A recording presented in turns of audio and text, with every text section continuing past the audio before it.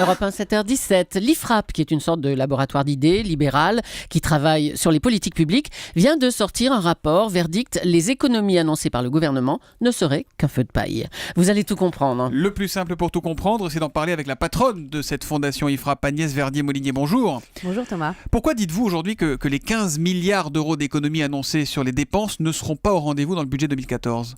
D'abord, je pense qu'il faut revenir absolument sur une première idée, c'est qu'il n'y aura pas de baisse de dépenses en 2014. En 2012, on était à 1150 milliards de dépenses publiques tout compris. En 2014, on sera à 1200 milliards. Donc on a dérivé de 30 milliards la première année du quinquennat et de 20 milliards l'année prochaine. Ça veut dire qu'il y aura un ralentissement de l'augmentation des dépenses, voilà. Et non pas une économie. Pour que tout le monde comprenne bien, quand on parle d'économie, on ne parle pas de baisse de la dépense. Et je pense que c'est très important, parce qu'un ménage qui se dirait « je vais faire des économies », en réalité, il dirait « je vais dépenser moins ». Mais nous, on est dans la situation où la France dit qu'elle fait des économies, mais en fait, elle va dépenser plus l'année prochaine. Plus, mais moins que ce qui aurait été pire. En fait, c'est moins mal que si c'était pire, pour parler un peu familièrement. Et c'est là que ça devient un peu difficile à expliquer, parce que finalement, ce que le gouvernement annonce comme augmentation de dépenses par rapport à l'année dernière, pour nous, il est surévalué. Surévalué, pourquoi ? Parce qu'ils ont repris sur les 10 dernières années dans des moments où la dépense augmentait beaucoup. Donc, ils ont comparé par rapport à une période où ça a augmenté très très vite et très très fort. Et oui, et donc résultat, ils disent que mécaniquement, la dépense, elle dérive de 7 milliards d'euros, alors que nous, on dit que c'est plutôt autour de 5. Ça veut dire que rien que dans les 9 milliards d'euros d'économie du gouvernement, il y a 2 milliards qui sont complètement virtuels. Et c'est très facile de dire, je fais des économies sur quelque chose que de toute façon, j'aurais pas du tout dépensé. Mais alors, c'est un jeu d'écriture ou il y a quand même un effort sans précédent qui est fait ? On a l'impression qu'il y a quand même quelque chose. Le gouvernement ne fait pas rien pour freiner ses dépenses. Pour nous, on est encore dans la période de avant les vraies économies structurelles qui vont bientôt arriver. C'est-à-dire que là, pour l'instant, en gros, on a freiné l'idée de rentrer dans des vraies économies structurelles. Je vous vois venir, vous allez nous dire qu'il faut supprimer des postes de fonctionnaires, etc. Non, c'est ça ? C'est-à-dire que, est-ce que vous avez en tête, ou ceux qui nous écoutent ont en tête, une mesure qui, d'après eux, est celle qui permet de faire énormément d'économies ? Personne d'entre nous n'a en tête ces mesures.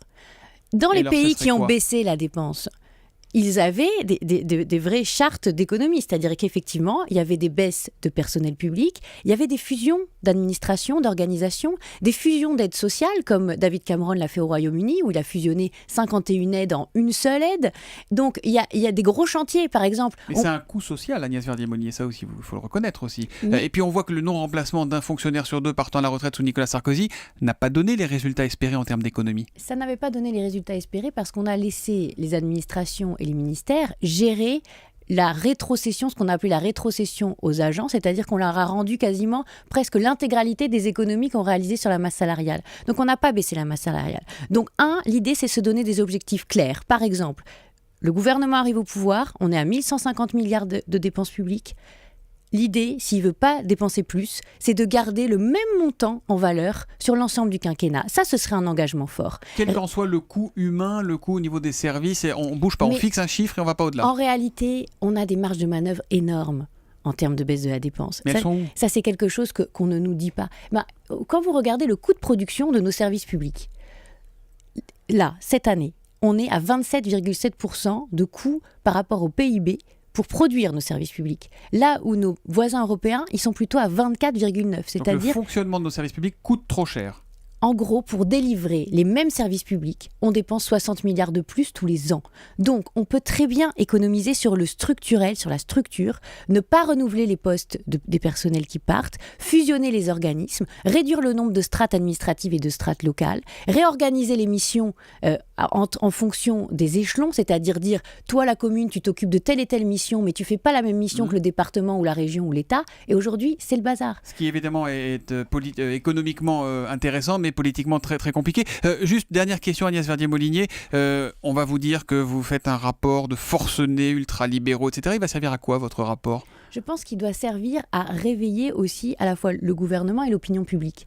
Le gouvernement, parce que finalement, on est tout le temps dans du marketing. Et quand le gouvernement dit on fait 15 milliards d'euros d'économies, alors que dans les 6 milliards qui sont annoncés pour les dépenses de sécurité sociale, il y a plus de la moitié qui n'a même pas été négociée avec les partenaires sociaux encore. Bon, ça, c'est une première chose. Donc, il faut dire, attention, où sont ces 15 milliards ? C'est pas que de la com, la politique. Il faut nous dire vraiment où vous faites les économies. De l'autre côté, l'opinion publique doit savoir que quand on parle d'économie, on parle pas de baisse de la dépense. Et l'attente des Français, c'est la baisse de la dépense. C'est pas de ralentir la hausse. Ensuite, nous, on est aussi là pour réveiller tous ceux qui travaillent sur les comptes publics et sur les perspectives des finances publiques. Il y a le Haut Conseil des finances publiques, il y a la Cour des comptes, il y a l'Inspection générale des finances. Et je pense que le rapport que nous sortons aujourd'hui, eh bien, ce rapport, il permet aussi à tous ceux qui travaillent sur ces questions de se poser peut-être des questions un peu plus poil à gratter que ce qu'ils feraient au naturel. Le poser sur le bureau des sages de la Cour des comptes. Merci Agnès Verdier-Molinier. On a compris le message ce matin. En fait, on ne fait pas d'économie, on dépense juste un tout petit peu moins, mais ce ne sont pas ce qu'on appelle des économies. Merci d'être venu sur Europe 1 ce matin. Merci.